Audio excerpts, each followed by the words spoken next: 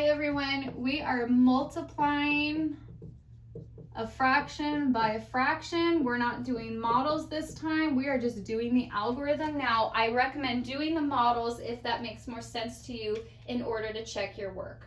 All right, so here we go. We're gonna start out with 3/10 times 5/6. Now the rules of multiplying fractions is just to multiply the numerators together and multiply the denominators together. That's very different when we were adding and subtracting fractions. When we added and subtracted, you had to get the same denominators and so on and so on. But when you multiply, you just go ahead and multiply right across. 3 times 5 is 15. 10 times 6 is 60. So you'll find in this lesson that you're going to be working with bigger numbers, but you still need to make sure that you are simplifying because 15/60 is not the final answer. You need to simplify. What are they both divisible by? They're both divisible by 3. So I'm going to go ahead and pick 3 and see if that helps me simplify it at all. 15 divided by 3 is 5, and 60 divided by 3 is what? Do you guys know that one? 60 divided by 3 is 20. So I have 5/20. Now you might be thinking, oh, I know those numbers still share a factor. They're both divisible by 5.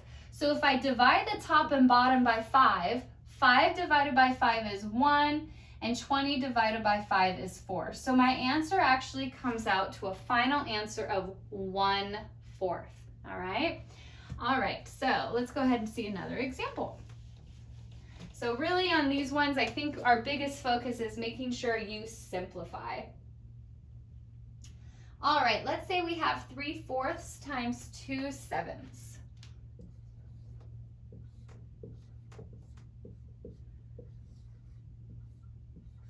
Go ahead and multiply across. 3 times 2 is 6. 4 times 7 is 28.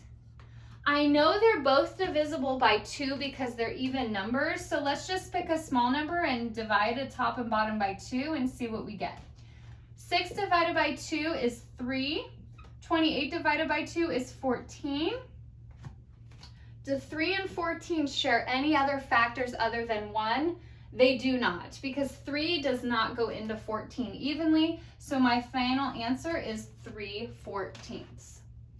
All right, I'm going to show you guys one more. Here we go.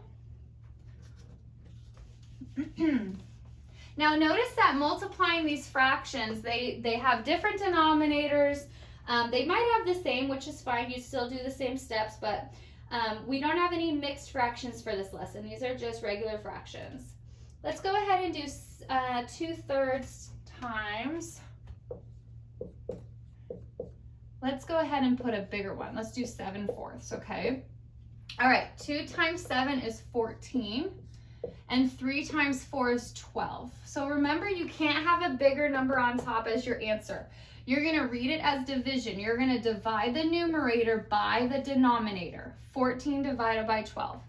Well, 12 can fit into 14 only once, and 1 times 12 is 12. And then I subtract. 14 minus 12 is 2. So this reads as 1 whole and 2 out of 12. Now, please make sure this part is simplified. 2/12, that can simplify. 2 and 12 are both divisible by 2.